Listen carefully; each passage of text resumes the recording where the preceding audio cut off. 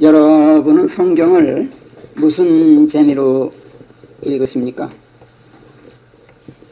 재미라니. 성경을 재미라고 읽는다는 말 자체가 이상하게 들릴지도 모르겠습니다. 그런데요, 솔직히 말씀드려서 저는 언제부턴가 성경이 정말이지 재미가 있어서 읽습니다.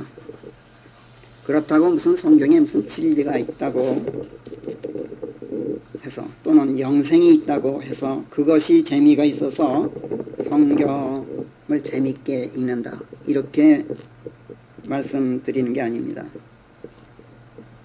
성경 어느 책 어느 대목에서도 또 무슨 이야기를 하더라도 나는 정말이지 재미가 있어서 읽어요. 왜 그런지 아세요?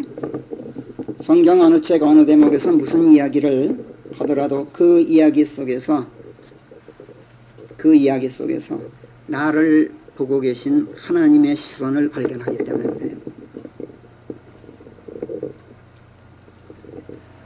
성경 어느 책 어느 대목에서 무슨 이야기를 하더라도 그 이야기를 내게 들려주시는 하나님의 음성이 내게 들려요. 내게 말씀하시는 하나님의 음성이 들린단 말이에요. 그래서 성경이 재미가 있어요. 성경 어느 책 어느 대목에서 무슨 이야기를 하더라도 그 이야기가 남의 이야기가 아니라 정말이지 제 이야기로 느껴져요. 그래서 저는 성경이 정말 재미있어요. 사무엘상 17장에 보면은 필리스티아의 대장수 골리앗이 소년 다윗에게 말합니다. 내가 개냐? 막대기 들고 네가 내게 나오게. 그리고 골리앗이 다윗을 저주했다고 성경은 되어 있는데, 성경은 그가 자기의 신들에 기대어 by his gods 이렇게 되어 있어요. 그의 신들에 기대어서 다윗을 저주했다. 참 묘한 표현이죠. 엄청난 대장수인데 신들에 기대어서 소년 다윗을 저주했다 그래요. 요즘으로 치자면 키가 한 3m쯤 돼요. 6큐비트의 한 뼘. 그래서 요즘으로 계산해 보니까 키가 약 3m쯤 되는 정말 대단한 거인이었어요. 그런데다가 머리에는 노트구를 썼죠. 노스에 비늘 갑옷을 입었죠. 그 갑옷 무게가 얼마나 되는지 아세요? 5,000세켈. 요즘으로 치자면 이 갑옷 무게가 약 30권. 그냥 쌀로 따지면 약 한 3가마 반쯤 되더라고요. 갑옷 무게가. 어디 그뿐입니까? 두 다리에 정강이 가리게 둘렀죠. 어깨에 창을 맸죠. 그 창대 굵기가 배틀의 용두머리만 하다. 이렇게 돼 있어요. 창날의 무게만 해도 3간이나 됐어요. 그리고 방패를 든 병사가 따로 앞에서 이렇게 그의 앞에서 그를 보위하고 있어요. 상상을 초월하는 거인이어서 맨몸으로 나오더라도 당해낼 자가 없을 그 대장수가 이처럼 중무장을 하고 이스라엘 군대 앞에 버티고 섰는데, 막대기 하나에 돌팔매줄 하나 달랑 손에 든 소년 다윗이 그에게 나아가서 호령을 합니다. 너는 칼과 창 그리고 방패를 들고 내게 오되 나는 네가 도전해온 이스라엘 군대의 하나님 만군의 주의 이름으로 내게 가노라. 대장수 골리앗이 다윗에게서 날아온 돌멩이를 이마에 맞고 꼬꾸라집니다. 여러분도 이런 대목을 읽으면 참 신바람이 날 거예요. 그리스도인이 아닌 일반 세상 사람들도 다윗과 골리앗 이야기라면 다 재밌어 해요. 그러나 우리가 느끼는 재미는 세상 사람들이 느끼는 재미와는 그 근거가 달라요. 세상 사람들은 소년 다윗의 그 무모할 정도의 그 용기가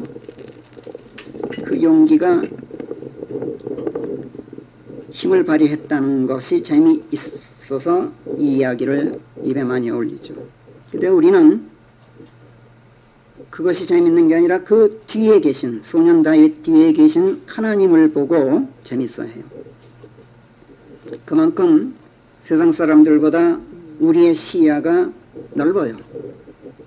세상 사람들은 사건 자체를 보지만 우리는 사건의 앞뒤 전체의 그림을 봐요. 그리고 전체 그림 속에 숨어있는 무엇인가를 발견하고 재밌어해요. 우리의 넓은 시야 속에는 언제나 하나님께서 등장하셔요. 언제나 그래요. 그리고 하나님의 손놀리심이 우리의 시야를 사로잡아요. 하나님의 손놀리심이 그토록 재미가 있어요. 어째서 하나님의 손놀리심이 그렇게 재미가 있을까? 성경에서 하나님의 손놀리심은 언제나 사건을 반전시켜요. 역전이 아니라 반전시켜요. 그 사건의 흐름에 추이가 있는데 세상이 생각하는 그 추이와는 전혀 다른 결과로 반전시키셔요. 그 하나님의 손놀리심의 특징이에요. 홍해바다 앞에 이런 이스라엘 백성 꼼짝없이 죽게 되어 있었죠. 누가 보아도 꼼짝없이 죽는 게 그 사건의 추이였어요. 그러나 하나님께서는 언제나 사건의 추이를 뒤집어 놓는 스릴을 연출하셔요. 이 스릴이 우리로 하여금 성경을 재밌게 느끼도록 해줘요. 적어도 우리에게는 그렇단 말이에요.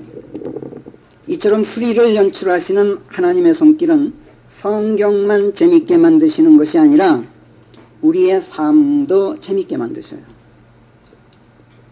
내가 지금 고난에 처해 있어요.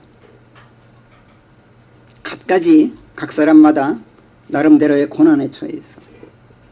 비싼 등록금 내고 가까스로 대학까지 나왔는데 직장을 얻지 못해서 청년 백수가 되어 있어서 앞날이 막막하다든지, 또는 겨우 직장 얻어서 열심히 몇 년 일했더니 이제 겨우 숨 돌릴만 해줬는데 뭐 명태니 뭐니 하면서 그만두라니 앞이 캄캄해요. 이제까지 앞만 보고 달려오면서 이제 뭔가 좀 될 것 같은가 싶은데 덜컥 병에 걸려요. 이런 식으로 우리는 항상 고난에 처해 있게 마련이에요. 그러나 언제나 사건의 추이를 반전시키시는 하나님의 손길이 내 시야에 들어오는 순간 캄캄해진 내 인생길도 어떻게든 반전시켜 주실 것을 생각하게 돼요. 그리고 삶의 스릴을 느낄 수 있게 돼요. 골리앗 앞에 선 다윗을 생각하면, 아니 다윗 뒤에 계신 그 하나님의 손길, 그걸 생각하면 정말이지 겁날 게 없어요. 골리앗과 다윗 이야기를 들려주는 성경 말씀은 그래서 재미가 있는 거예요. 남의 이야기가 아니라 바로 내 이야기이기 때문에 재미가 있고, 남의 이야기 들려주시듯 하는데 그러면서도 나를 보고 계신 하나님의 시선을 내가 발견해요. 또 그 음성이 나를 향해서 들려오는 하나님의 음성이어서 정말이지 성경이 재미가 있어요. 우리의 삶도 마찬가지예요. 골리앗 같은 세상 앞에서, 세상은 골리앗 같아요 우리에게. 그런 세상 앞에서 풀 죽는 것이 아니라 골리앗 앞에 우리가 서 있기 때문에 도리어 그렇기 때문에 인생이 재미가 있어요. 세상이 만약 골리앗 같지 않다면 인생은 도리어 무미건조하고 재미없을지도 몰라요. 세상이 골리앗 같기 때문에 내 뒤에 하나님이 계시고, 세상이 골리앗 같기 때문에 하나님의 손길이 내 인생의 반전의 스릴을 연출해 주셔요.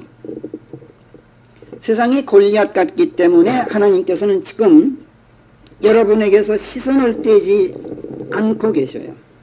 세상이 골리앗 같아서 여러분을 향하신 하나님의 부드러운 음성을 여러분이 지금 듣고 있는 거예요. 그런데 그 하나님, 골리앗 앞에 서 있는 여러분을 보고 계신 그 하나님, 골리앗 앞에 선 여러분에게 다정한 음성으로 무엇인가 속삭여주고 계신 그 하나님, 그리고 여러분의 인생의 반전을 연출할 준비를 하고 계신 그 하나님, 그 하나님이 성경 말씀들 속에 말씀으로 계신다는 것을 여러분들 잘 아시죠? 그러니까 성경이 재미있단 말이에요. 그러므로 만약 여러분이 성경 읽는 것이 재미가 없다면 지금부터라도 좋으니 성경 말씀들 속에서 여러분 한 사람 한 사람을 보고 계신, 응시하고 계신 하나님, 그 하나님을 한번 찾아보세요. 여러분에게 지금 들려주고 계신 하나님의 음성, 이걸 한번 느껴보세요. 그리고 남의 이야기로 듣지 말고 내 이야기라는 것을 한번 인식해 보세요. 성경 재미있게 읽게 될 거예요. 정말 성경 읽는 재미가 생길 거예요. 이 재미를 찾아내면 여러분은 성경을 손에서 내려놓지 못하게 될 거예요. 그리고 성경 말씀들을 통해서 하나님과 내가 긴밀하게 튜닝되어 있는 가운데 부단히 기도하고 있는 나 자신을 발견하게 될 거예요. 저절로 그렇게 돼요. 이런 나에게 또 부단히 응답하고 계신 하나님을 여러분이 발견하게 될 거예요. 그러니 성경이 재미없을 수가 없어요. 자, 오늘의 본문은 데살로니가 후서 1장 전체입니다. 1절부터 12절까지 12절 말씀드려요. 1절부터 12절까지 한번 읽어보겠어요. 바울과 실바나와 디모데가 하나님 우리 아버지와 주 예수 그리스도 안에 있는 데살로니가 사람들의 교회에 인사드리노라. 하나님 우리 아버지와 주 예수 그리스도께로부터 오는 은혜와 평강이 너희에게 있기를 비노라. 형제들아, 우리는 항상 너희를 하나님께 감사하지 않을 수가 없나니 이것이 당연한 것은 너희 믿음이 굉장히 성장하고 있고 서로를 향한 너희 한 사람 한 사람의 사랑이 서로 흘러넘쳐서 너희가 겪고 있는 온갖 박해와 환난 중에도 너희가 잃지 않고 있는 너희의 인내와 믿음 때문에 우리 자신이 하나님의 교회들 내에서 너희가 자랑스러움이라. 그것은 하나님의 의로우신 심판의 뚜렷한 증표인즉 이로써 너희가 하나님의 왕국에 들어갈 자격이 있다고 헤아려지나니 이것을 위해서 너희가 또한 고난을 겪고 있는 것인즉 너희를 괴롭히는 자들에게는 하나님께서 환난으로 응보하시는 것이 의로운 일이라는 것을 알고 괴롭힘을 당하는 너희에게는 주 예수께서 당신의 능한 천사들과 함께 하늘로부터 나타나실 때 우리와 더불어 안식으로 부응하시며 하나님을 알지 아니하고 우리 주 예수 그리스도의 복음에 순종하지 아니하는 자들에게는 불타는 화염으로 복수하시는 것이 의로운 일이라는 것을 아는 가운데 그리하고 있느니라. 그들은 주의 임재와 그분의 권능의 영광으로부터 내쳐지는 영원한 파멸로 벌받으리니 그날에 주께서 오시어 당신의 성도들 안에서 영원롭게 되시고 믿는 모든 자들 안에서 찬탄되실 때 이는 너희 가운데에서 보인 우리의 증거가 받아들여졌으므로 그리 되리라. 그러므로 우리가 또한 너희를 위하여 항상 기도하기를 너희가 이 부르심에 합당하다는 것을 우리 하나님께서 헤아려 주시고 그분의 선하심에서 나오는 모든 선하신 뜻과 믿음의 일을 권능으로 이루어 주셔서 우리 주 예수 그리스도의 이름이 너희 안에서 영화롭게 되시고 우리 하나님과 주 예수 그리스도의 은혜에 따라 너희도 그분 안에서 영화롭게 되도록 해주십사 청하고 있느니라. 아멘. 어떠세요? 재미있으세요? 이런 얘기? 하나도 재미없죠? 그저 그렇죠? 아니면 하나도 재미가 없거나 재미가 있다면 왜 재미가 있습니까? 재미가 없다면 또 왜 재미가 없습니까? 지금 읽은 것처럼 데살로니가 후서 1장은 처음부터 끝까지 그 교회의 성도들을 칭송하는 말씀들로 되어 있어요. 우리는 늘 너희를 하나님께 감사드리고 있다. 왜 그런 줄 아느냐? 너희 믿음이 굉장히 성장해 있고 또 서로 사랑이 흘러넘치고 있고 온갖 그 박해와 환난 중에도 인내와 믿음을 버리지 않고 있기 때문이다. 우리 하나님께서 과연 옳게 심판하시는 분이라면 너희야말로 하나님의 왕국에 들어갈 자격이 있는 사람들이라는 것을 지금 잘 헤아리고 계실 것이다. 주께서 다시 오셔서 당신의 성도들 안에서 영화롭게 되시고 찬탄되실 때, 세상에서 찬탄되실 텐데 너희도 그분의 영광에 동참하고 또 그분과 함께 모든 사람들에게 찬탄받을 수 있게 되라고 온 세상을 향해서 지금 부르고 계신다. 그런데 너희야말로 이 부르심에 응했고 또 그 부르심에 합당하게 지금 행하고 있다는 것을 하나님께서 알고 계신다.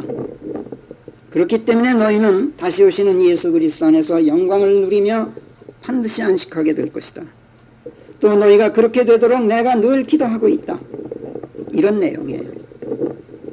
이것이 다름 아닌 성경 말씀인 한 이 말씀은 비단 데살로니가 교회 성도들만을 향한 칭송이 아니라 하나님의 부르심에 응해서 자신을 버리고 그리스도 예수 안으로 들어간 믿음으로 구원받고 그 믿음이 성장하고 있고 흘러넘치는 사랑으로 서로 사랑하고 있고 온갖 박해와 환난 중에도 인내와 믿음을 버리지 않고 있는 모든 그리스도인들, 모든 성도들에 대한 칭송의 말씀들이에요. 뿐만 아니라 이것이 다름 아닌 성경 말씀들인 한 이것은 사도 바울 개인만의 말씀이 아니라 그를 통한 성령 하나님의 말씀들이에요. 그걸 우리가 알아야 돼요. 그렇기 때문에 우리가 성경에서 이런 대목을 읽을 때마다 이런 말씀들을 남의 이야기로 들을 수가 없어요. 우리 이야기로 듣고 내 이야기로 듣는 마음가짐이 몸에 배어 있어야 돼요. 이게 습관이 되어 있어야 돼요. 이런 대목을 읽으면서 재미가 없다. 그러면 그것은 이 말씀들 속에서 나를 보고 계신 하나님의 시선을 지금 느끼지 못하고 있기 때문에 그래요. 이 말씀들을 통해서 내게 들려주시는 그분의 음성을 듣지 못하기 때문에 이런 말씀들이 나와는 상관이 없는 것처럼, 관계가 없는 것처럼, 남의 이야기처럼 느껴진단 말이에요. 성경을 읽으면서 나를 보고 계신 하나님의 시선을 느끼지 못하면 성경이 있는 것처럼 고역이 없어요. 정말 맛대가리 없죠. 재미는커녕 고역이에요. 많은 사람들이 그리스도인이라고 자처하면서도 성경을 읽지 않는 까닭이 여기에 있어요. 그렇다면 우리가 데살로니가 후서 1장을 읽으면서 어디서 어느 대목에서 우리를 보고 계신 하나님의 시선을 우리가 발견하는가? 우리에게 이야기하시는, 다름 아닌 나에게 이야기하시는 바로 그 하나님의 음성, 어디서 내가 듣고 있는가? 앞에서 말씀드렸듯이 이 장은 시종일관 데살로니가 교회 성도들에 대한 칭찬이 일색이에요. 그러나 우리가 간과해서는 안 될 것 한 가지는 그 성도들이 온갖 박해와 환난을 겪고 있다는 사실이고 하나님에 들어갈 자격이 있다고 헤아려지기 위해서 또한 고난을 겪고 있는 사람들이고 이들에게 괴롭히는 자들이 있어서 이 교회 성도들이 괴롭힘을 당하는 사람들이라는 사실이에요.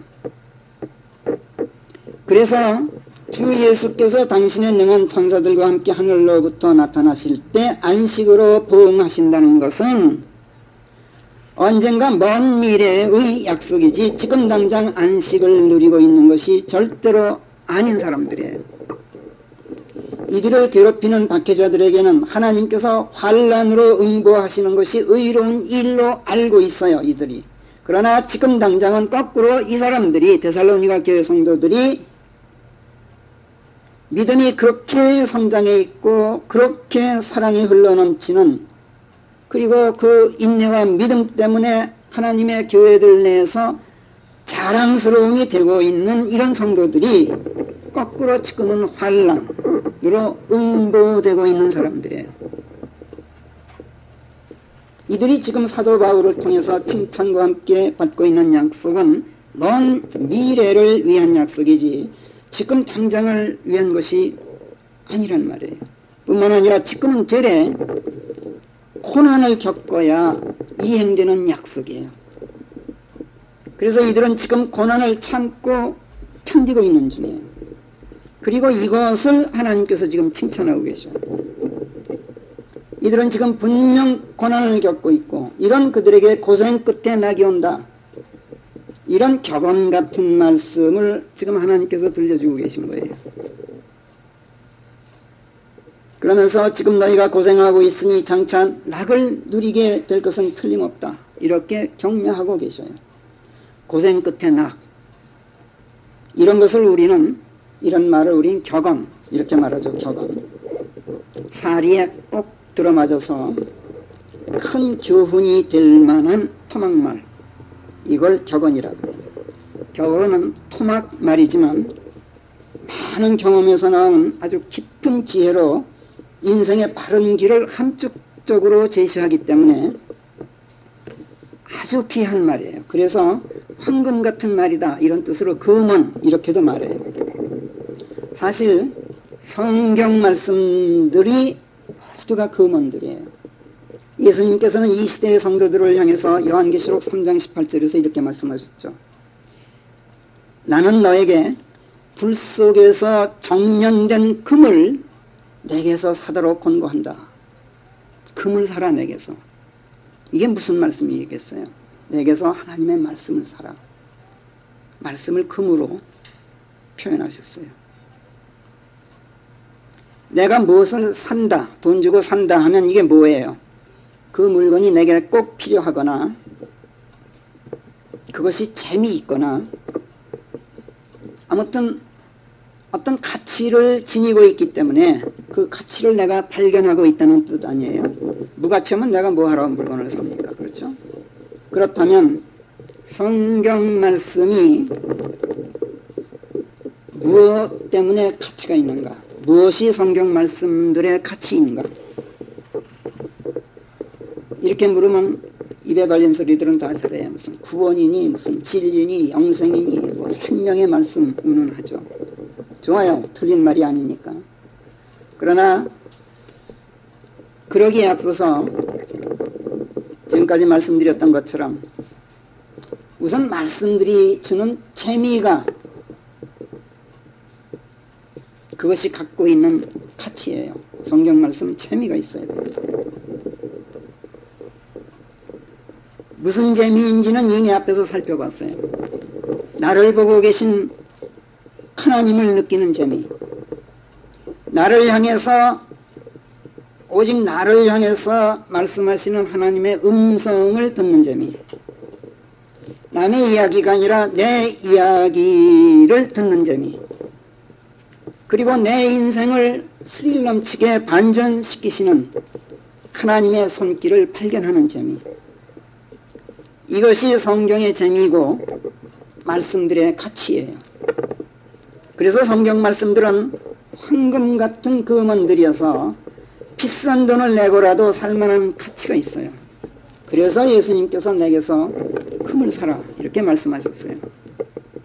성경 말씀들을 읽으면서 이런 재미도 발견하지 못하고 이런 가치들을 보지 못하면 이건 헛돈을 쓰게 될 셈이에요. 그래서 예수님께서는 그 참 가치를 발견할 수 있도록, 그래서 얼마든지 돈을 내더라도 그 금을 예수님께로부터 살 수 있도록 그 가치를 볼 수 있는 눈을 갖게 하기 위해서 바로 다음 구절에서 뭐라 그래요? 안약으로 내 두 눈에 기름 부으라.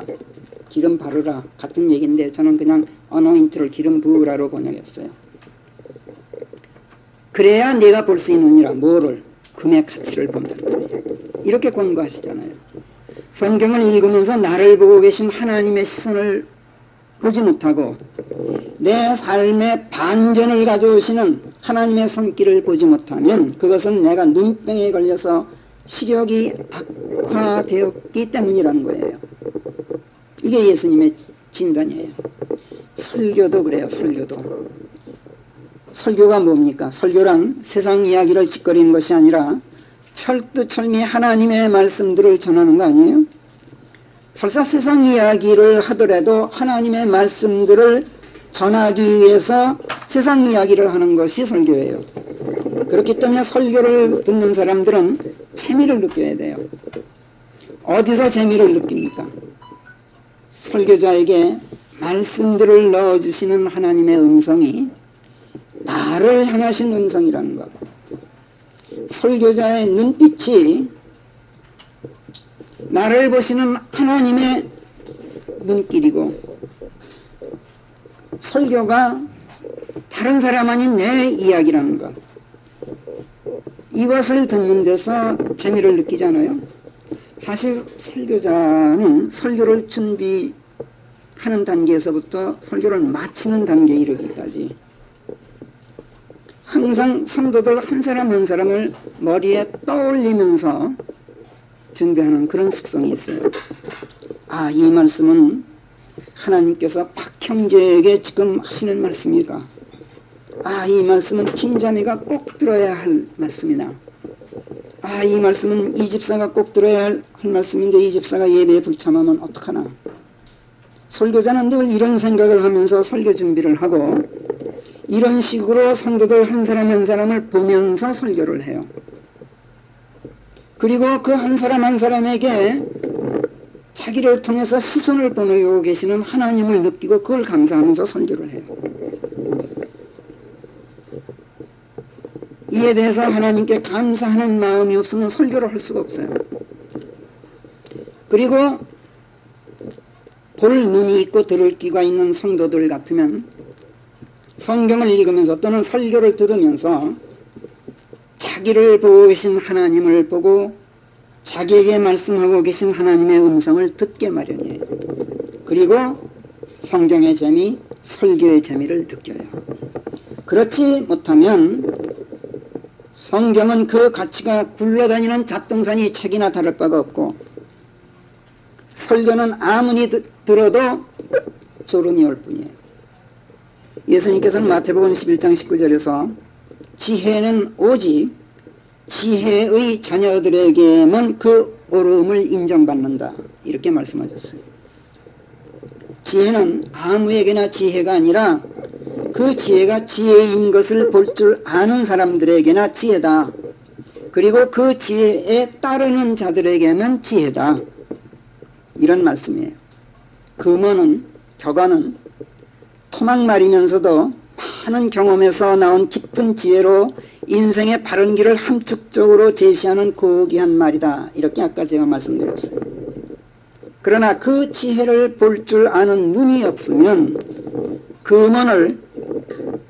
금언으로 여기지 않게 돼요. 그것을 따르지 않으면 금언은 금언으로서의 몫을 해내지 못해요. 아무 소용이 없어요. 금언을 성경은 잠언이라고 불러요. 영어로는 proverbs라고 쓰죠. 복수 영어로 해서 proverbs 이렇게 말해요. 히브리 말로는 마우샤우라고 그래요.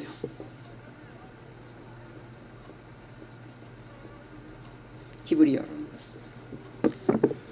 그리고 우리말로는 한자어로 잠언 이렇게 말해요. 그렇죠?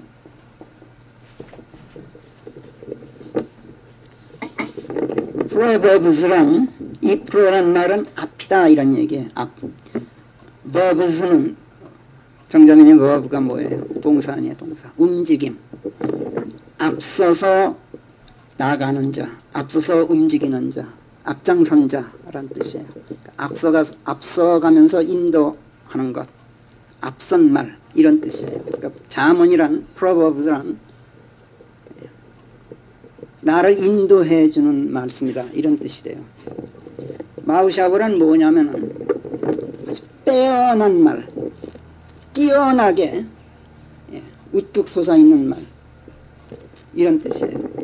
잠언은 또 뭡니까? 잠은 침잠자예요. 침잠자.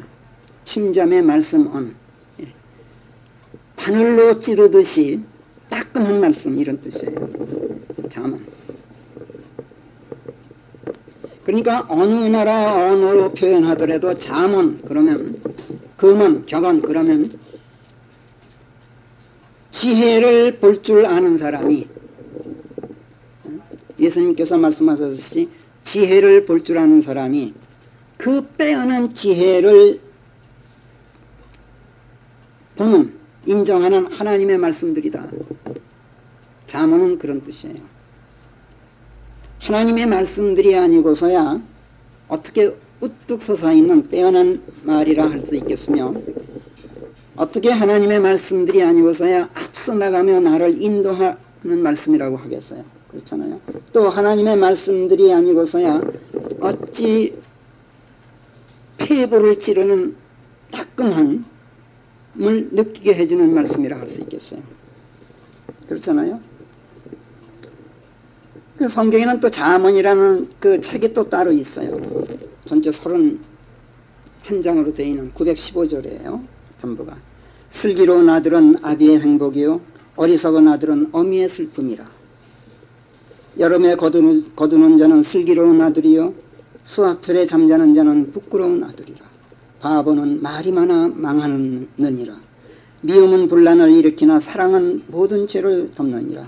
책망을 거부하는 자는 실수하는 것이라. 의인의 입술은 받아들여지는 말을 아느니라. 어리석은 여자는 수다스러우니라. 잘난 체 하면서 양식이 부족한 자보다 깔보여도 정을 거느린 자가 나으니라. 성경책 잠언서 어디를 들춰도 그냥 척 들쳐서 어디를 보아도 이처럼 보배 같은 금언들이 반짝반짝 빛을 발해요. 그래서 전체 31장 915절을 읽을 때 그냥 시간 가는 줄 모르고 탄숨이 읽혀져요. 지적 쾌락을 느끼게 돼요. 잠언이나 시편이나 뭐 욥기나 이런 그 전도서 이런 책을 읽으면 정말 넘치는 쾌락, 지적인 쾌락, 지혜를 만끽하는 재미를 느끼게 된다고. 그런데 이 책이 지금으로부터 약 3000년 전에 쓰여진 책이에요.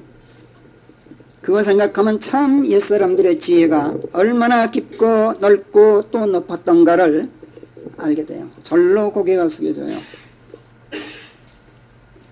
비단 잠언서만이 아니에요. 사실 성경은 전체가 수많은 금언들로 가득 차 있어요. 성경책에 담긴 잠언들 말고도 세상에도 많은 격언들이 많아요. 무슨 공전탑이 무너지자 발 없는 말이 심리 간다. 아무리 바빠도 바늘 허리 메어 못 쓴다. 아니 땐 굴뚝에 연기 날이야. 고생 끝에 낙이 온다. 젊어 고생 늙어 행복 등등 세상에 또 수없이 많은 격언 금언 속단들이 있는 걸 우리가 알잖아요. 그런데 이런 잠언들을 잘 들여다보면 이런 금언들을 잘 들여다보면 한 가지 놀라운 사실을 하나 발견하는데 죽으면 산다. 살면 죽는다. 들어주고 말로 받는다.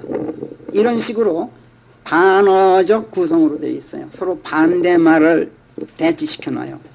반대되는 말을. 금언들이 이처럼 반어적 구성으로 되어 있다는 것은 아까 말씀드렸듯이 사건의 흐름이, 사건의 추이가 반전되는 스릴을 느끼게 해주는 지혜라는 뜻이에요. 속담이.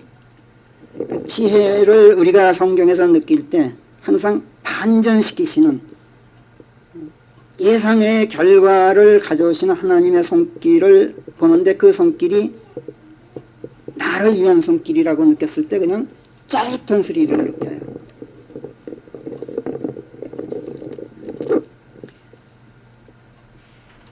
죽으면 죽는 거죠.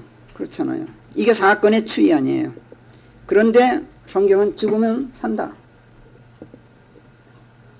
사건 추이의 반전이에요. 지금 이런 식으로 반전을 나타내는 말을 반어적 구성으로 되어 있다 이렇게 말을 하는데 거의 모든 격언, 금언, 잠언들이 이렇게 반어적 구성으로 되어 있다는 것.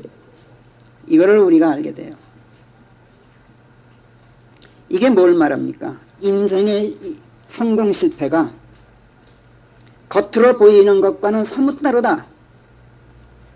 행복에 이르는 길이 의외의 곳에 있다.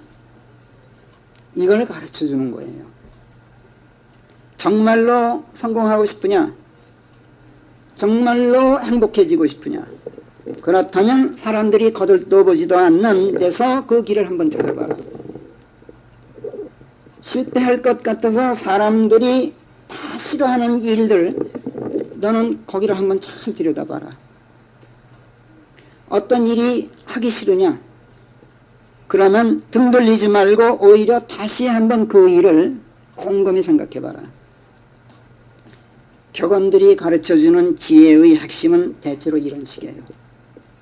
반전을 모색토록 하고 반전의 수리를 기대하도록 만들어요.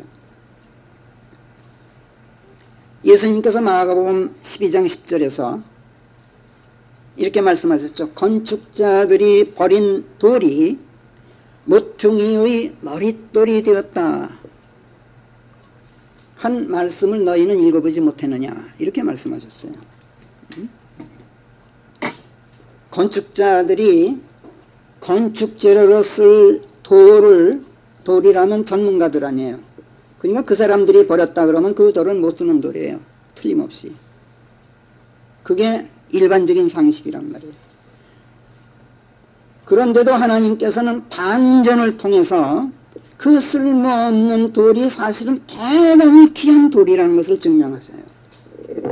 그래서 예수님께서도 통상적인 생각을 버리고 발상의 전환을 한번 가져봐라, 이렇게 촉구하셔요. 그런데 금언들 대부분이 이처럼 발상의 전환을 촉구하면서 반전의 기회를 잡도록 권고해요. 생각지 않은 의외의 곳에 길이 있다는 거예요. 그런데 금언들이 제시하는 그 길, 그 의외의 곳에서 발견되는 그 길이 뭐냐? 거의 대부분 예외가 거의 없어요. 힘들고 힘겹고 어렵고 마음 내키지 않는 길이에요. 가령 아까 제가 잠언에서 그냥 임의적으로 여기저기서 그 몇 구절을 제가 읽어드렸습니다만 보세요. 어리석은 여자는 수다스럽다. 잠언 9장 13절 말씀이에요. 이렇게 가르쳐. 어리석은 여자는 수다스럽다. 어리석은 여자는 이런 말 저런 말 많이 짓거려야만 자기의 어리석음이 감춰질 것 같아. 그래서 이런 말 저런 말 막 짓거리고 나야만 마음이 편해. 어리석은 여자가 입국 다물고 가만히 있기란 이거는 보통 고통이 아니야. 큰 손해를 볼 것만 같은 고통이 느껴져. 이런 고통을 택하라는 거예요. 지금 이 잠언은. 어리석은 여자들아, 너 참 입 다물고 있자니 고생스럽지? 그 고생 좀 해. 이걸 가르친단 말이에요. 잠언이.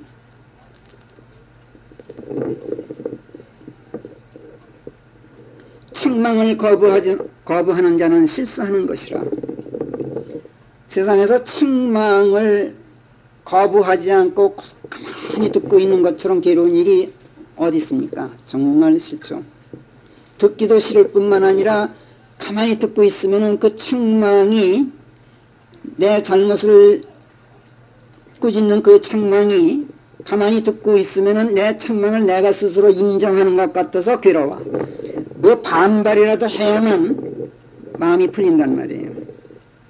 그런데 그 책망에 저항하면 나더러 너 지금 실수하고 있는 거야, 이렇게 말씀해요. 잠언은. 괴로운 길, 견딜 수 없이 어려운, 남들이 다 싫어하는 그 길, 이 길을 택해라 하는 것이 모든 근원들이 가르치는 방향이에요. 그렇지 않으면 실수라는 거예요. 그래서 모두가 수긍이 가는 옳은 말로 들리는데 그렇잖아요. 격언들 쳐놓고 틀린 말이 어디 있어요. 다 옳은 말로 들리잖아요. 그런데도 사실은 잘 따라지지가 않아. 왜 그럴까? 힘들고 마음 내키지 않는 길이기 때문에 그렇다. 예수님께서도 기회 있을 때마다 격언 같은 말씀들을 많이 들려주셨어요. 특히 산상설교 중에 많이 그러셨는데, 예를 들면 마태복음 7장 13절에서 그러셨잖아요. 너희는 좁은 문으로 들어가라. 멸망으로 통하는 문은 넓고 그 길이 넓어서 그리로 들어가는 자들이 많다. 이렇게 말씀하셨어요. 좁은 문, 좁은 길. 확실히 힘든 문이고 정말이지 걷기 어려운 길인 게 분명한데, 그래서 사람들이 다 싫어하는 길이고 싫어하는 문인데, 이처럼 다른 사람들이 싫어하는 길을 택하라고 예수님이 가르쳐요. 왜? 생각지 않은 의외의 곳에 행복이 있다는 거예요. 생명으로 통하는 물은 좁다. 그 길이 좁다. 그래서 그것을 찾는 자가 몇 안이 된다. 그거를 너는 택해라. 그 길을. 거기에 길이 있다. 이렇게 가르치셨단 말이에요. 사람들이 꺼리는 좁은 문, 좁은 길을 택하라. 그래야 너희가 생명에 이룰 수 있다. 이런 말씀이란 말이에요. 그런데 사람들은 이런 가르침들을 수용하고 싶어 하질 않아요. 힘들고 어려운 게 싫어서 그러는 것일까? 되게 그렇다고 생각해요. 되게. 여러분도 되게 그렇다고 생각할 거예요. 그런데 요즘 들어서는 좀 달라진 것 같아요. 힘들어서가 아니라 이런 격언들이 예전에는 딱 들어맞는 옳은 말 같이 들렸는데 그야말로 빛나는 지혜를 담고 있는 말씀들인 것처럼 생각이 되는데 요즘에는 안 그런 것처럼 느껴져요. 좀 변색된 것처럼 느껴진단 말이에요. 예를 들면 고생 끝에 낙이 온다. 아주 흔해 빠진 속담이죠. 고생 끝에 낙이 온다. 이런 속담을 듣고 솔직히 여러분 지금 어떤 감흥이 와요? 감동이 되느냐고. 그야말로 만고의 진리인 것이 틀림없긴 한데 많게 많이 들어와서 따분해서라도 별로 감동되지 않을 수도 있지만, 그보다는 또는 고생하기 싫어서 그런 말에 흥미를 느끼지 않을 수도 있겠지만, 그보다는 고생 끝에 낙이 온다는 이 격언 자체가 이제는 더 이상 들어맞는 말이 아니라는 생각이 든단 말이에요. 그래서 받아들여지지가 않아서. 물론 사람에 따라 다르고 성장 배경이 다르고 영향에 따라서도 또 생각이 다를 수 있겠지만, 요즘 세태를 놓고 보면 이런 격언은 이제 더 이상 사람들에게 진리가 아닌 말로 들리는 것 같아요. 요즘은 고생 끝에 낙이 온다가 아니라 고생 끝에 고생이 온다. 그런 세상이 됐어요. 젊어 고생 늙어 행복, 뭐 쓸데없는 소리. 젊어 고생 죽을 때까지 고생. 이게 들어맞는 세상처럼 됐단 말이에요. 이른바 2040 세대라고 그럽디다. 요즘 그 젊은이들에게 한번 젊어 고생 늙어 행복 이런 격언을 한번 들려보세요. 참 콧방귀도 끼지 않을 거예요. 그들에게는 이런 격언들이 더 이상 그 문으로 들리지가 않아요. 그들에게는 젊어 고생 늙어 불행, 그래야 고개 끄덕끄덕해요. 젊어 행복, 늙어서 행복, 그래야 맞아, 그래, 이렇게 한단 말이에요. 이게 더 현실성 있는 진리로 그들은 받아들여요. 그들은 요즘 우리나라 소위 10대 재벌 회장님들을 봐요. 우리나라 지금 10대 재벌 회장님들 보면은 전부 젊어서 유복해서 지금 늙어서도 유복한 사람들이야. 누구 하나 젊어 고생해서 지금 늙어 행복 누리는 사람들이 아니야. 그러니까 젊은이들의 시각이 맞는지도 모르겠어. 앞에서 봤듯이 격언들은 모두가 방어적 구성으로 되어 있다 그랬어요. 성공하고 싶으냐? 그러면 사람들이 거들떠보지 않는 데서 길을 찾아라. 행복해지고 싶으냐? 그러면 사람들이 싫어하는 일들을 잘 들여보아라. 돈 벌고 싶으냐? 그럼 지금 하는 일 싫다고 등 돌리지 말고 다시 한번 고쳐 생각해봐라. 이게 격언들이 가르치는 진리인데 요즘 젊은이들에게는 이런 발상의 전환을 촉구하는 말들이 통하지가 않아. 전혀 통하지가 않아. 그들에게는 하기 싫은 일은 빨리 그만둬라. 그게 발상의 전환이야 오히려. 그렇잖아. 요즘 교육계 화두가 뭔지 아세요? 하고 싶은 일 하게 내버려둬라요. 지금 교육계 화두예요. 이거 참 좋은 현상이에요. 왜? 구태여 강남 8학군 찾아가서 그 비싼 동네 가서 살지 않아도 되고 뼈걸 빠지고 그럴 필요가 있어. 그렇잖아요. 그냥 저 하고 싶은 대로 다 내버려두면은 언젠가는 비보이 같은 그런 아이돌 그룹이 돼서 돈 많이 벌을 거 아니야. 이렇게 생각한단 말이야.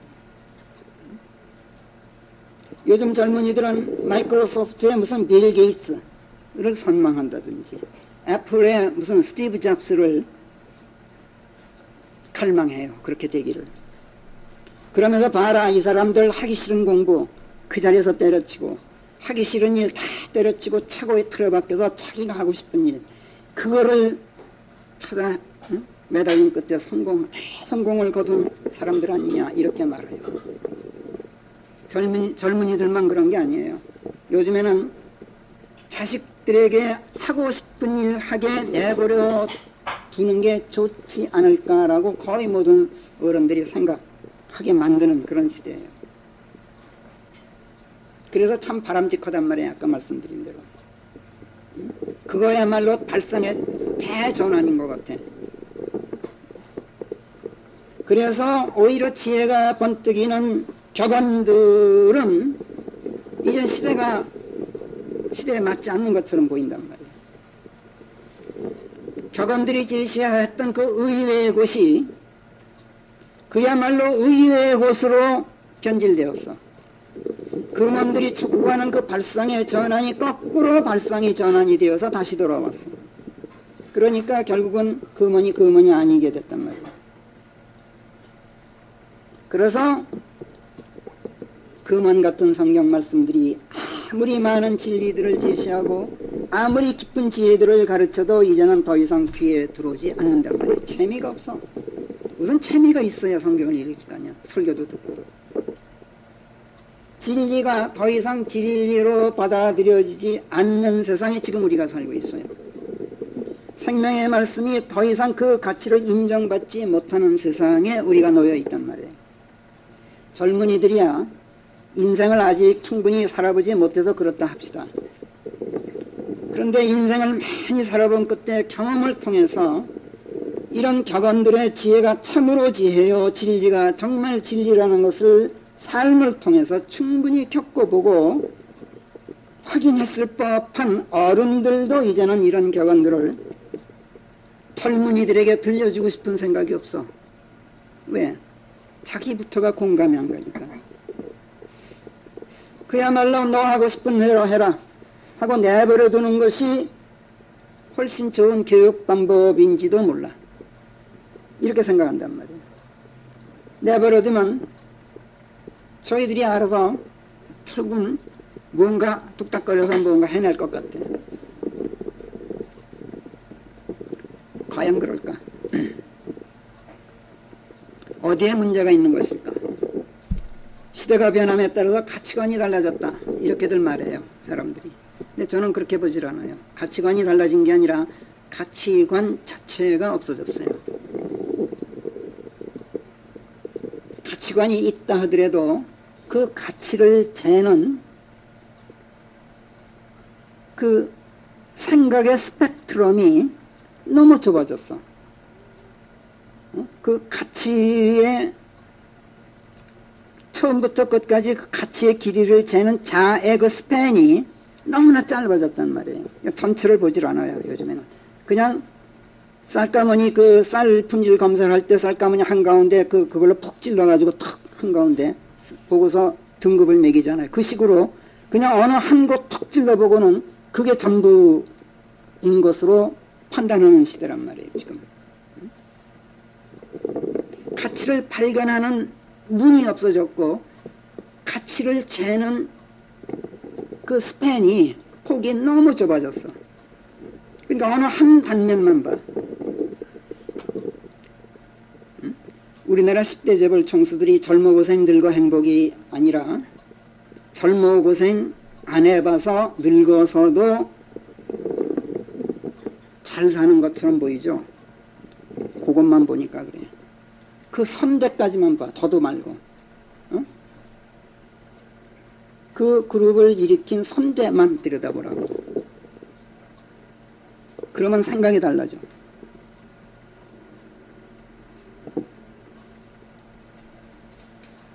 한 단면만 뚝 잘라서 보지 말란 말이야.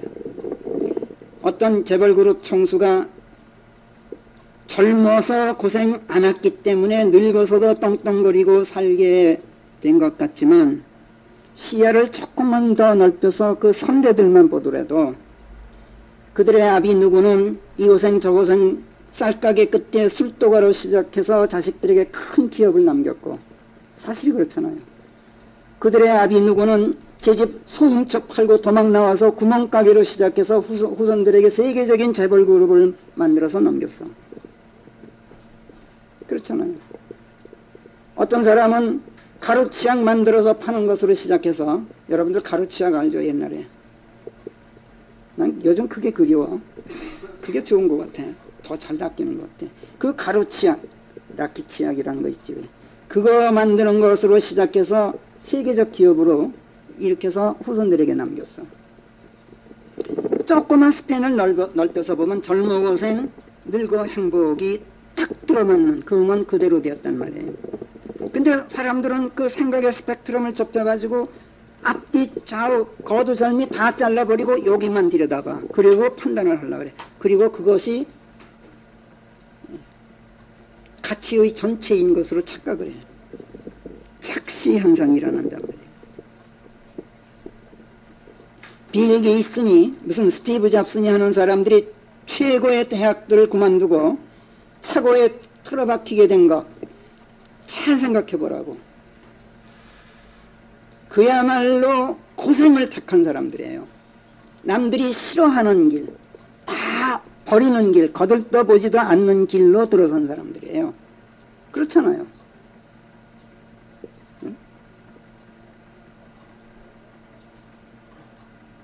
고생하는 게 지겨워서 하기 싫은 길을 버린 게 아니라 고생하는 길이 좋아서 오히려 발상의 전환을 했고 남들이 거들떠보지 않는 길에서 기회를 찾았던 거예요.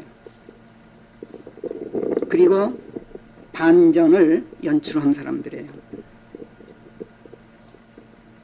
잘 보면 이걸 알 수 있잖아요. 이들이야말로 금원들이 제시하는 발상의 전환을 그대로 받아들였고 의외의 이곳에서 길을 찾아 떠난 사람들이었어요.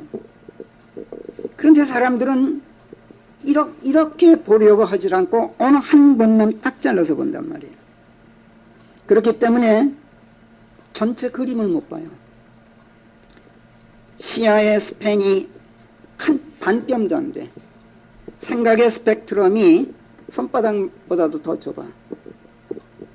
그 짧은 시야, 그 좁은 생각, 그 얕은 가치관으로 어떻게 하나님의 생각을 헤아릴 수 있어? 그 좁은 시야로 어떻게 나를 보고 계신 하나님을 볼 수 있느냐고.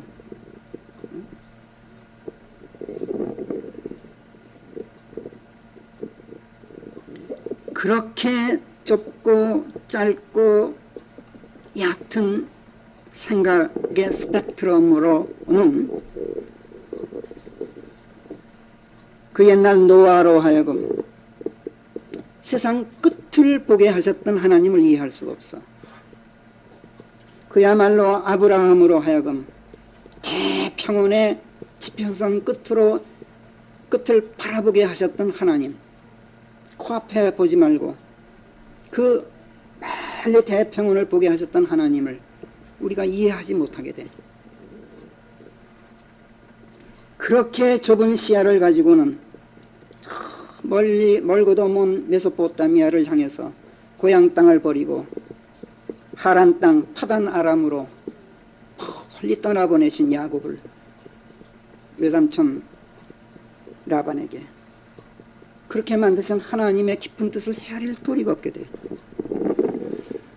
그 자리에 아브라함이 섰던 그 자리, 노아가 섰던 그 자리, 야곱이 섰던 그 자리에 지금 우리를 갖다 놓으시는 하나님의 손길을 어떻게 내가 느끼느냐고.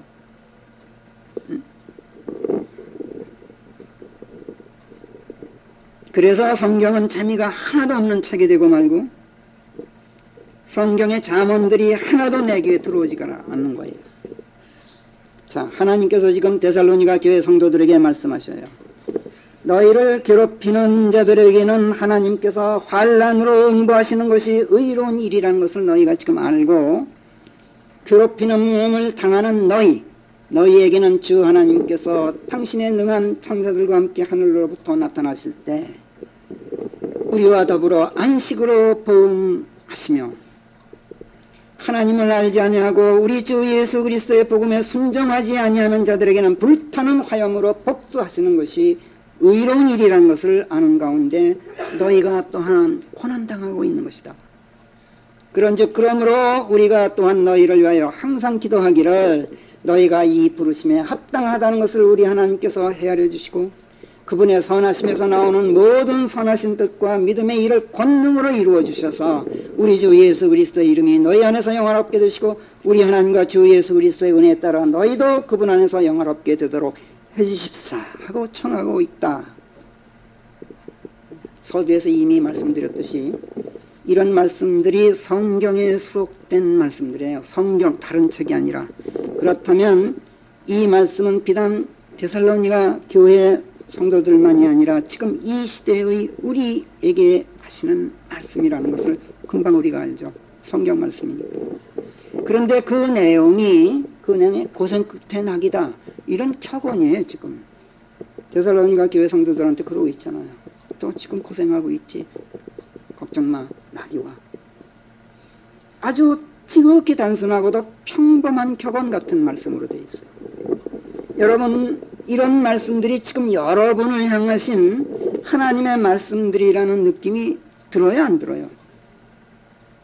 아무리 들어도 이것은 남의 이야기지 우리 이야기 같게 들리지가 않을지도 몰라요. 왜 그런지 아세요? 왜 그렇습니까? 우선 여러분들이 고생이 뭔지를 몰라서 그래요. 여러분들 성경 말씀 맞다나 아직 고생 덜 해보셨어요. 예를 들어서 지금 박해가 어디 있어요? 데살로니가 교회 성도들은 지금 고난이라는 이 고난이 박해를 이야기해요. 괴롭힘, 누군가에 의한. 그런데 지금 이 세상에 우리 어디 박해가 있어요? 우리가 신앙 때문에 무슨 고난을 겪고 있어요? 지독한 이슬람 교도들의 아랍 나라들이나 그 괴상한 사회 집단인 북한 땅이 아닌 한 요즘 세상에 그리스도 신앙 때문에 우리를 박해하고 괴롭히는 자가 어디 있어요? 누가 우리를 잡아가두고, 누가 우리를 장작더미 위에 올려놓고 화형에 처하고 누가 우리의 목을 칩니까 지금? 그야말로 완벽한 신앙의 자유를 지금 우리가 누리고 있잖아요. 그래서 우리는 고생이 뭔지를 몰라요. 그런데 자꾸 성경이 고난이니 무슨 박해니 괴롭힘이니 이러니 도무지 실감이 나질 않아. 하나님의 말씀들이 실감나지 않으면 그 말씀 속에서 우리를 보고 계신 하나님을 발견할 수가 없게 돼요. 그 말씀 속에서 내게 들려주시는 그 음성이 안 들리게 돼 있어요. 그 말씀 속에서 내 인생길의 반전을 지금 준비하고 계신 그분의 손길이 전혀 발견되지 않게 돼 있어요. 우선 재미가 없는 걸, 실감이 안 가, 말씀이. 그러니까 데살로니가 후서 1장 읽고 지금 이 시대에서 실감이 간다, 이건 내 이야기구나, 이렇게 느끼는 사람 찾는다는 건 이거는 정말 힘든 세상이야. 여러분도 그럴까 내가 걱정이 돼요.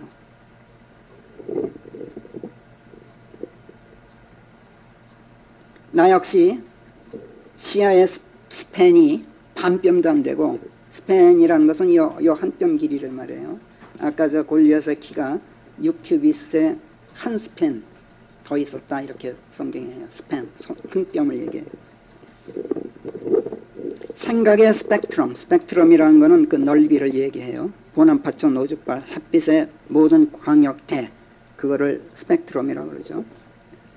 생각의 스펙트럼이 좁으면은 말씀 속에서 하나님이 보이질 않게 돼 있어요.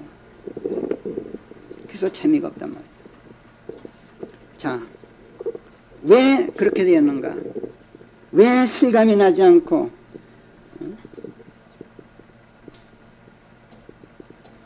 또 우리 시야의 스팬이 그렇게 좁고 생각의 스펙트럼이 그렇게 좁고 또 우리 가치관의 그 깊이가 왜 그렇게 내 발등도 덮지 못할 만큼 얕은 물이 되었는가?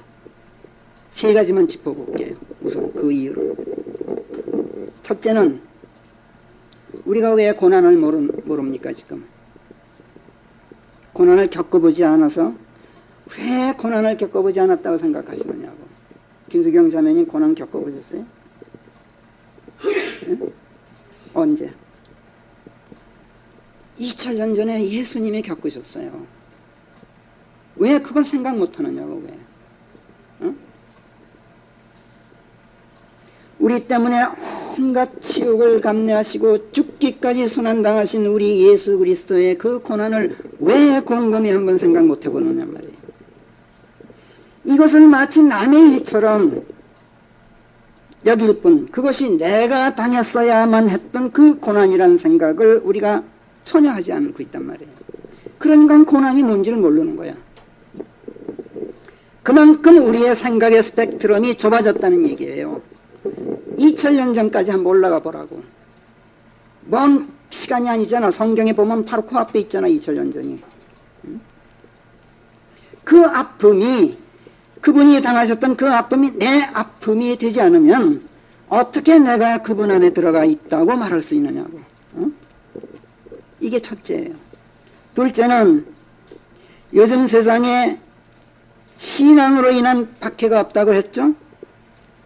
정말 그렇습니까, 여러분? 여러분 박해 받아보셨어요? 예? 정자매님 박해 받아보셨어요? 신앙 때문에? 안 받아봤죠? 예. 왜 안 받아봤는지 아세요? 박해가 없는 세상이라 박해 받을 짓을 안 해서 안 받은 거예요. 왜 그 생각을 못 하느냐고. 지금도 2000년 전 중세 암흑시대보다 얼마든지 더 큰 박해가 옵니다. 그런데 세상 사람들이 약아져서 이제는 박해받을 짓을 안 해. 누구는 장작더미 위에서 죽었대더라, 누구는 참수당했다더라, 누구는 뭐 지하 감옥에 갇혀서 굶어 죽었대더라. 그게 싫어져서 이제 박해받을 짓을 안 하고 요리 빠지고 저리 빠진단 말이에요. 우리가 박해받을 만큼 되어있지가 못해서 우리가 고난이 뭔지를 모른다는 사실을 까맣게 잊고 있어. 예수님께서 요한복음 15장 20절에서 이렇게 말씀하셔요. 내가 너희에게 말하기를 종은 제 주인보다 더 크지 아니하다 한 그 말을 기억해라. 너희는 나보다 크지가 못해. 내가 주인이야. 너희는 종이고. 근데 너보다 훨씬 위대한 내가 박해를 받았어. 이거 너희들 기억해야 돼. 지금 이렇게 말씀하신 거예요. 그렇잖아요. 저들이 나를 박해하였다면 너희도 박해하게 마련이다. 이렇게 말씀하셨어요. 이게 요한복음 15장 20절 말씀이에요. 세상이 우리의 주인이신 예수 그리스도를 박해한 것은 분명하죠. 그렇죠. 그렇다면 그분의 종들인 우리도 세상에 의해서 박해받는 것은 당연지사인데 이 당연한 일이 우리에게 일어나지 않고 있단 말이야. 왜? 우리가 박해받을 짓을 하고 있지 않기 때문에. 박해받을 일을 하고 있지 않다는 것이 무슨 뜻이야? 응? 박해받을 짓을 우리가 안고 있다는 게 무슨 뜻이야? 예수님께서 답하셔. 이게 무슨 뜻인지. 너희가 만약 세상에 속하였다면 세상은 자기 자신의 것이니 사랑하리라. 그러나 내가 너희를 세상에서 뽑아냈은즉 너희는 단연코 세상에 속하지 아니하나니 세상이 그래서 너희를 미워하느니라. 근데 미워하질 않아. 그럼 내가 뭐야? 세상에 속해 있다는 얘기예요. 그렇잖아. 세상이 나를 미워하질 않아. 왜? 내가 세상에 속해 있으니까 미워할 건덕지가 없잖아.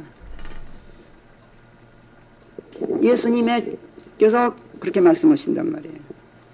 그런데도 우리가 이것을 알지 못하고 천연덕스럽게 시치미를 뚝 떼고 있어. 우리가 우리 자신도 못 보고 있어. 내 자신도. 그만큼 내 시야의 스팬이 좁단 말이에요.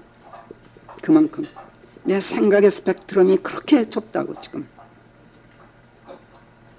고린도후서 4장 8절부터 11절까지 바울의 입으로 성령께서 말씀하셔요. 우리가 사방으로 고난을 당하나 그럼에도 괴로워하지 않고 우리가 난관에 부닥쳐도 절망에 빠져 있지 아니하며 핍박받아도 버림받은 것이 아니고 내던져져도 파멸당한 것이 아니며 항상 주 예수님의 죽으심을 몸에 지니고 있는지라. 예수님의 생명 또한 우리 몸 안에서 선명히 나타나게 되었느니라. 살아있는 우리가 예수님 때문에 항상 죽음에 남겨져 있어 죽을 수밖에 없는 우리의 몸 안에서 예수님의 생명이 또한 선명하게 나타나게 된 것이라. 정말이지 이런 말씀 앞에서 부끄럽고 송구스러워서 고개를 들 수가 없어요. 우리가 사방으로 고난당하기를 싫어하니 괴로움이 없고 괴로워할 일이 없잖아. 근데 바울은 고난당하나 괴롭지가 않다 그랬어. 근데 우리는 고난당하지 않기 때문에 괴롭지가 않아. 그렇죠? 우리가 신앙 때문에 난관에 부닥치지를 원치 않으니까 절망에 빠질 일도 없어. 도무지 핍박받을 생각이 없으니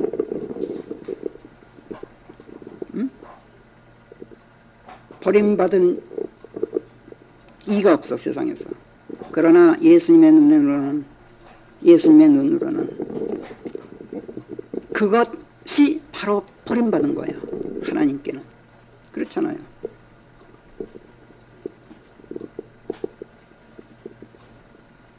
그것이 이미 파멸해 있단 말이에요. 주 예수 그리스도의 죽으심을 몸에 지니고 있는 것이 아니기 때문에 예수님의 생명도 없단 말이에요. 지금 그것이 선명하게 나타나질 않아. 있어도 살아있는 우리가 예수님 때문에 죽음에 남겨져 있지 않기 때문에 죽을 수밖에 없는 우리의 몸 안에서 예수님의 생명은 나타나지가 않아. 이런 우리를 보고 예수님께서 뭐라고 말씀하시는지 아세요?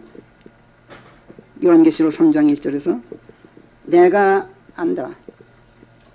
뭘 하시느냐? 살아있다는 명목은 네가 있는데 네가 죽어 있다는 것이라. 이거예요. 예수님의 고난을 내 고난으로 압할 줄 모르고, 그러니 고생이 무엇인지도 모르고 핍박받을 짓을 하기를 거부해서 고난당하지도 않으니 고생하지도 않고 고생이 뭔지도 몰라. 그 다음 세 번째, 고생을 다 해볼 만큼 아직 충분히 살질 못했어요. 우리가. 이게 중요해요. 성경에서 고난, 환난 무슨 이런 말씀을 할 때 실감이 안 갈 때는 아까 말씀드린 이 두 가지 외에 또 한 가지 생각했어요. 아하, 내가 아직 덜 살았구나. 고생을 모르는 걸 보니. 이걸 생각하시란 말이에요.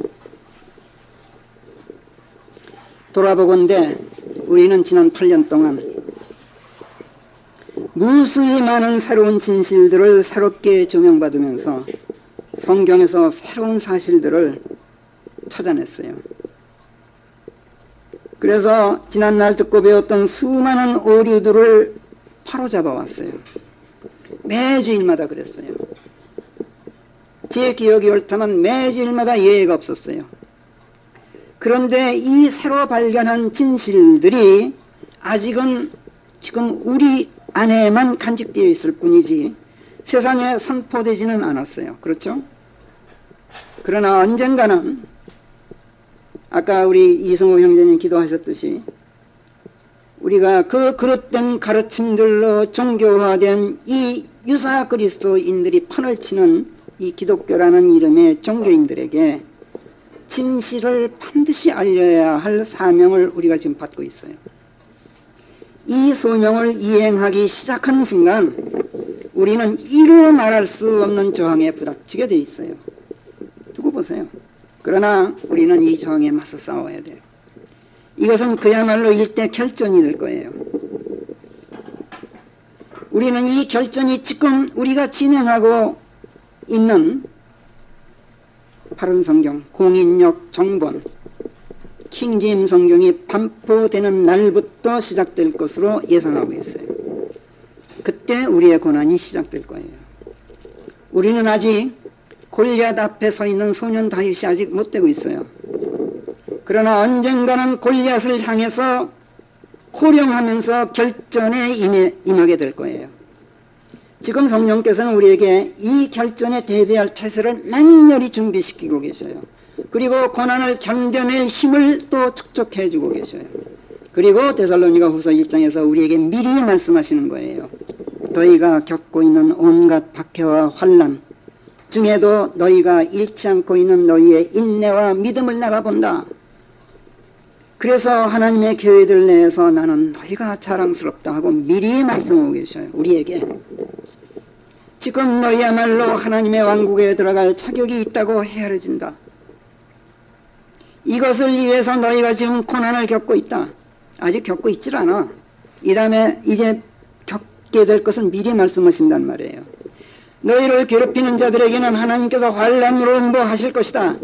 그렇지만 괴롭힘을 당하는 너희에게는 주 예수께서 하늘로부터 나타나실 때 우리와 더불어 안식으로 응보해 주실 것이다. 이렇게 힘을 넣어주고 계셔요. 모든 자들 안에서 찬탄되실 때 그분이 너희도 그분 안에서 찬탄의 대상이 될 것이다. 이렇게 말씀하신단 말이에요. 그러므로 너희가 하나님의 부르심에 합당하다는 것을 하나님께서 헤아려 주시고 그분의 모든 선하신 뜻, 믿음의 일, 이것을 이루어 주셔서 너희가 끝내 약속받은 대로 그분 안에서 영화롭게 될 것이다. 이것을 위해 내가 지금 계속 기도하고 있는 중이다. 이렇게 말씀하셔요. 이게 데살로니가 후서 1장이에요. 남의 이 얘기로 들리세요? 그래도?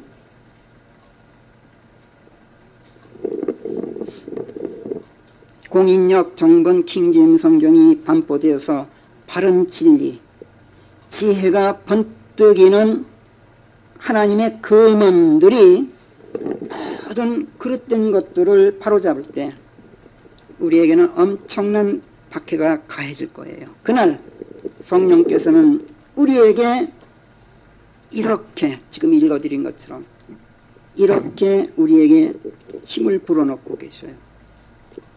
그 말씀을 지금 우리가 데살로니가 후서 1장에서 미리 읽고 있단 말이에요. 그래서 이 말씀들은 남의 이야기가 아니라 바로 우리들 이야기예요. 이 말씀들 속에서 장차 우리에게 닥칠 고난과 우리에게 힘주시는 하나님을 발견하지 못한다면 우리는 여전히 고생 끝에 낙이라는 이 평범한 금은 속에 담긴 그 단순한 지혜조차 헤아릴 지혜가 없는 거예요. 데살로니가 후서 1장을 집에서 혼자 다시 한번 읽어보세요. 이 생각, 오늘 배운 이 세 가지, 내가 왜 그분의 고난을 모르고 내가 고난을 이해하지 못하는 것일까? 내가 왜 고생을 피하면서 고생을 모른다고 할까? 내가 왜 인생을 다 살아보지도 못하고 고생을 모른다 하는가? 이걸 생각하시면서 성경을 한번 다시 보세요. 여러분을 똑똑히 보고 계신 하나님의 시선을 발견할 거예요. 다름 아닌 여러분에게만 말씀하시는 그 음성을 듣고 여러분의 인생 자체에 대반전을 일으키실 하나님의 손길을 여러분 분명히 발견하실 거예요. 그러면 말씀이 재미있게 들릴 거예요. 내 곁에 계시는 그 하나님을 찾아서 찬양드리세요. 내게서 눈을 떼지 않으시는 그 하나님께 감사하세요. 성경을 읽는 재미는 여기에 있어요. 기도하겠습니다. 은혜로우신 하나님, 오늘도 귀한 말씀들을 들려주시고 밝게 조명해 주셔서 아버지의 기쁘신 뜻을 헤아릴 수 있도록 해주시는 은혜 감사합니다. 창세기 1장 1절에서 요한계시록 22장 21절 마지막까지 성경 어느 책 어느 대목을 읽더라도 저희를 보고 계신 하나님 아버지의 시선을 저희가 느끼고 저희에게 들려주시는 아버지의 음성을 들으면서 저희들을 생각지 못한 것, 의외의 길로 인도하시는 아버지의 손길을 발견함으로써 남의 이야기가 아니요 모두가 저희들 이야기 들은 것을 오늘 저희가 깊이 깨달았사오니 하나님 아버지, 저희 손에서 성경을 내려놓지 못할 만큼 깊은 재미로 아버지 하나님의 따뜻한 품에 푹 잠겨 있도록 저희들을 품어주시옵소서. 지금 저희에게 맡기신 일을 완수해서 바른 말씀을 세상에 선포할 때 저희가 임해야 할 결전을 생각하면서 그날에 대비해서 저희에게 주 하나님을 전신 갑옷으로 입히시고 마귀의 관계들에 맞서서 능히 버틸 수 있게 하시고 저희가 살과 피에 맞서 싸우는 것이 아니라 종교계의 통수권자들, 종교계의 권력들이 또 이 세상 어둠의 통치자들과 높은 처소들에 있는 영적 사악에 맞서서 싸우는 결전이라는 것을 알게 하셔서 진리로 저희 허리를 동염해 주시고 아버지의 의로 흉패가 되게 해 주시고 발에는 화평의 복음을 전파할 태세를 신발로 신겨주신 가운데 무엇보다도 믿음을 방패로 들고 그것으로 그 사악한 자의 모든 불화살들을 저희가 능히 막을 수 있게 해 주시옵소서. 성령의 칼을 끄르지 않게 하시고 구원의 투구를 벗지 않게 해 주시옵소서. 복음의 신비를 세상에 알리는 저희들의 임무 잃지 않게 해 주시고 모든 참 성도들을 위해서 성령 안에서 모든 것을 다한 기도, 간구, 그것으로 항상 기도하고 모든 것을 다한 끈기와 간구로 저희가 깨어있도록 저희들을 단단히 붙잡아 주시어서 다시 오시는 그날까지 모든 것을 다한 뒤에 굳건히 서 있도록 준비시켜주고 계신 성령 하나님의 손길을 저희가 잊지 않게 해주시옵소서. 하나님 아버지, 오늘도 저희들이 드리는 예배를 거룩하고 복되게 인도하시는 가운데 기뻐 받아주신 것을 감사합니다. 이제 마치고 돌아갑니다. 자녀들의 귀갓길 안전하게 지켜주시고 또 한 주간 동안 말씀 안에서 즐거운 하루하루가 되도록 이끌어 주시옵소서. 바라옵건대